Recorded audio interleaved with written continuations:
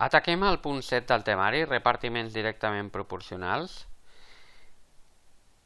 Aquí ho tenim. Diu, volem repartir un premi de loteria de 300.000 euros de manera proporcional entre 3 amics. El primer havia posat 5 euros, el segon 7 euros i el tercer 8 euros per comprar la butlleta. Quan li correspon a cadascun? Evidentment, com que no ha posat la mateixa quantitat als 3 amics, no els hi hauria de correspondre la mateixa quantitat del premi. Aquí ha posat més diners, li correspon més premi, per tant és directament proporcional.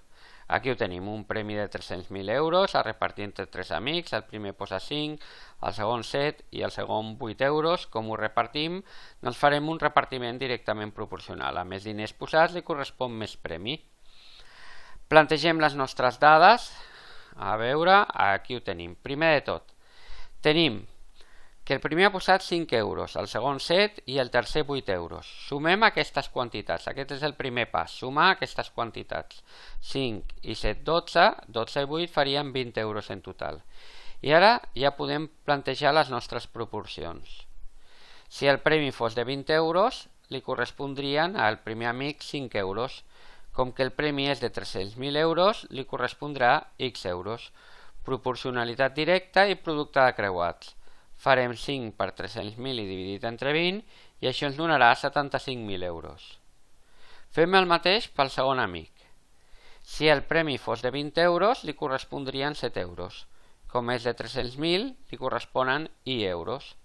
Novament, proporcionalitat directa, producte de creuats, 7 per 300.000 dividit entre 20, li correspon un premi de 105.000 euros. Anem al tercer amic. Aquí ho tenim. Si el premi fos de 20 euros, li correspondrien 8 euros, com que és de 300.000, li correspondran Z euros. Proporcionalitat directa, producte de creuats, 8 per 300.000 dividit entre 20, li correspondria un premi de 120.000 euros. I ara ja podem donar resposta al nostre problema. Aquí posa 5 euros i corresponen 75.000 euros. A l'amic que posa 7 euros li corresponen 105.000 euros i a l'amic que posa 8 euros s'hauria d'emportar un premi de 120.000 euros.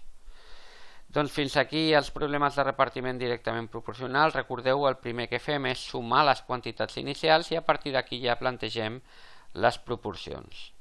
Al proper punt del temari parlarem de repartiments inversament proporcionals.